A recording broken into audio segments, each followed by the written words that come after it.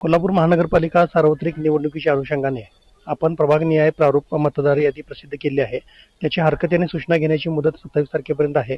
दरम्यानच्या कालावधीमध्ये मागील 3-4 दिवसापासून यादी प्रसिद्ध केल्यापासून बऱ्याच हरकती प्राप्त होत आहेत. त्याच्यामध्ये बऱ्याच लोकांची मागणी आहे की हरकत नोंद करत असताना जर का एकाच अर्जावर अनेक नागरिकांची हरकती घेता येतात का, तर त्याच्याबाबत आम्ही स्पष्टता केलेली आहे की एका उमेदवारानं एका अर्जदारानं जर का अनेक मतदारांच्या बाबत हरकत घेतली तरी तो अर्ज स्वीकारला जाणार आहे.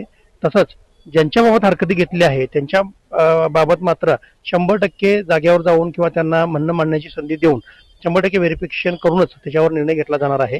तसंच ज्या मुदतवाढ करून देण्यासंदर्भात सुद्धा काही नागरिकांनी मागणी केली होती, ज्याच्यामध्ये कमी कालावधी राहिल्यामुळे आणि मतदारांची संख्या जास्त असल्यामुळे मुदतवाढ मिळावी अशी मागणी केली होती. काही निवेदनं प्राप्त झालेली आहेत.